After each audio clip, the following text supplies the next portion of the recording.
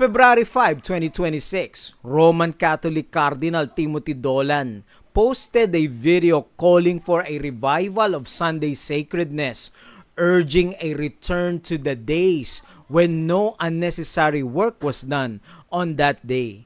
He called for Sunday to be set apart as a day dedicated to worshiping God and resting from ordinary labor. This is strange, everybody. Cardinal Timothy Dolan here. When I was a kid, I used to love helping my mom hang the laundry outside on the clothesline to dry. You old-timers like me will remember that beautiful custom before we had electrical dryers. I used to love to be out in the fresh air and hang up the laundry to dry with Mom.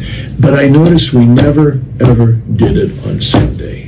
We didn't do it on Sunday. And I said to Mom, aren't we going to do the laundry and hang up the stuff outside to dry? She said, honey, not on Sunday. Not on Sunday. This is the day that we worship God and try to avoid all unnecessary work.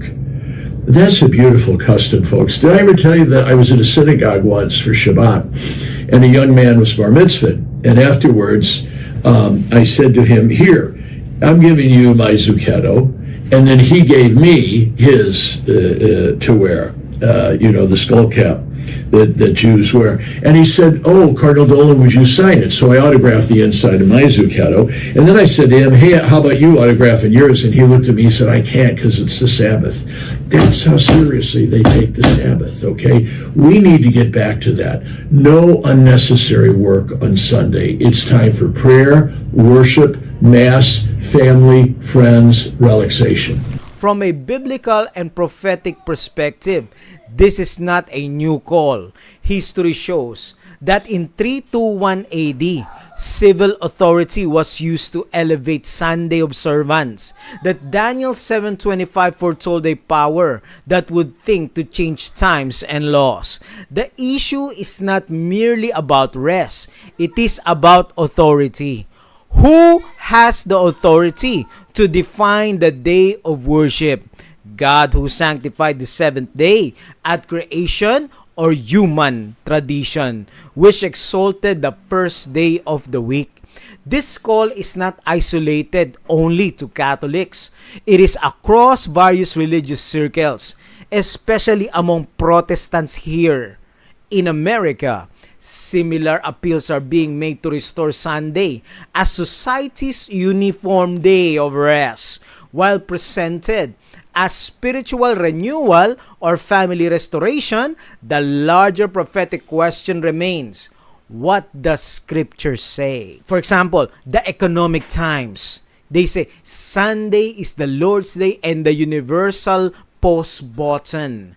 The Economic Times is one of the world's most prominent business and financial news outlets, attracting tens of millions of monthly visitors. Its primary audience includes business leaders, corporate executives, finance professionals, economists, and policymakers. February 15, 2026, the publication ran an article describing Sunday as a universal pause button for both churchgoers and non-churchgoers alike, asserting that for Christians, Sunday serves as the day of rest. Look at the article, dear friends. Reading from the article, I quote, "There's much to love about Sundays, a kind of universal pause button that invites us to slow down, savor small moments, and maybe linger a little longer before starting the day. For many Christians, Sunday is also the Lord's Day, a time of worship and quiet reflection. Even for those who don't attend church, the day often becomes a natural moment to look back on the week's highs and lows and think ahead to what lies ahead." Dearest friends, The Economist says statements like these, especially coming from a prominent global financial publication, reflect how deeply embedded Sunday has become in Western religious and business thinking.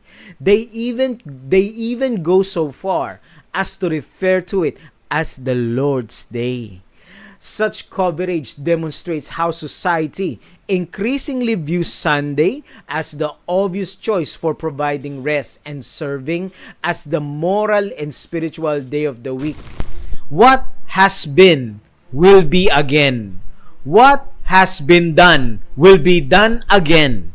There is nothing new under the sun. This rest is the seal on the completed task. It is the confirmation that what should have been done has truly been accomplished. It is a repose filled with the hidden presence of the Lord. This rest is the seal on the completed task. Holy Saturday is also a day of rest. Holy Saturday is also a day of rest. No work is to be done on the seventh day. Indeed, after the 6 days of creation, God rests. Now the Son too, after completing his work of salvation, rests. The Pope all of a sudden is now talking about Sabbath from creation. Are you seeing this, dear friends? He's saying that Holy Saturday is the seal of God. Because, here it is, because the Pope wants to appear as if he is supporting both Sabbath, the biblical Sabbath and the counterfeit Sabbath. The Pope right now is promoting two Sabbaths. Why? Bear with me, dear friends, as we read Great Controversy. In the early part of the 4th century, the Emperor Constantine issued a decree making Sunday a public festival throughout the Roman Empire. It would promote the nominal acceptance of Christianity by pagans and thus advance the power and the glory of the church. But while many God-fearing Christians were gradually led to regard Sunday as possessing a degree of sacredness, they still held the true Sabbath as the holy of the Lord and observe it in obedience to the 4th commandment. What happened in Constantine's time?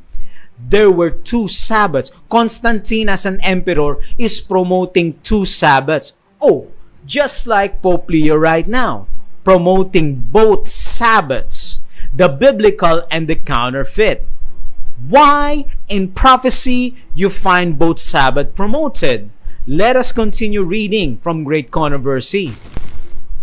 In nearly every council, the Sabbath which God has instituted was pressed down a little lower, while the Sunday was correspondingly exalted.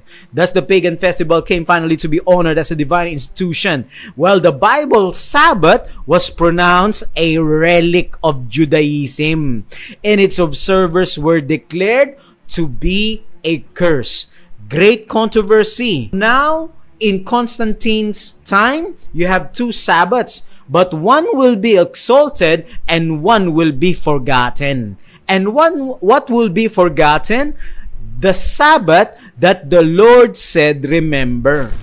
More and more articles, editorials, and opinion pieces look back favorably to an earlier era where stores are closed, malls were quiet on Sunday, and sporting events were limited or non-existent on Sunday. That period is frequently described as simpler and more community-oriented, marked by quieter streets, more time spent with family, regular Sunday church attendance, and the absence of a continuous 24-hour retail cycle.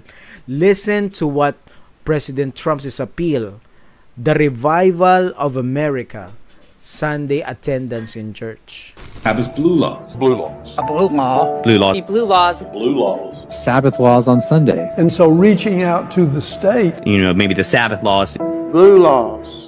Blue laws. Blue laws. Sunday closing laws. Blue laws, right? Blue laws meant everything was closed. The blue law. Headlines. ABCnews.com says, January 10, 2026. Heritage Foundation calls on U.S. to prioritize marriage and family A new report. The Heritage Foundation think tank is urging the federal government to save and restore the American family, kicking off the midterm election year with a call for conservatives to focus on domestic issues. And what are they recommending? A marriage boot camp designed to prepare cohabiting couples for marriage, and a universal rest day. So in order to restore America and its family, it must realign with the policies of Project 2025 playbook. Brothers and sisters, we know that day that they're talking about and recommending is none other than Sunday, the first day of the week. God is showing us over and over and over again that what prophecy has foretold is about to come to pass. We need to get ready because this thing is going to come as an overwhelming surprise. It is really strange that they target marriage and the day of rest, which is the Sabbath. God instituted marriage and the day of rest in Genesis, but they have a big problem. The universal day of rest for God is the seventh day, not Sunday. And the third angel followed them, saying with a loud voice, "If any man worship the beast and his image, and receive his mark, his forehead, on his hand, the same shall drink of the wine of the wrath of God." Why is this important? Because God sends His final warning to this final generation to worship Jesus, the Creator, and avoid the beast. Worship Jesus, avoid the beast. That is God's end-time message. Evangelism, page 235. God has given men the Sabbath as a sign between Him and them, as a test of their loyalty. Those who, after the light regarding God's law comes to them, continue to disobey and exalt human laws above the law of God, in the great crisis before us, will receive the mark of the beast. Powerful quote from Evangelism. Dearest friends, but the good news is that we can approach the truth today, embrace Jesus today as the Lord of your life, yes, but also the Lord of the Sabbath. Thank you, dearest friends. Continue to share the truth. Continue to win souls for Christ. If this is your desire, if this is the passion of your life, kindly type in the comment section, "Jesus is the light of my life." Jesus is the light of my life. Thank you, dear friends. Continue to preach truth found in Bible prophecy.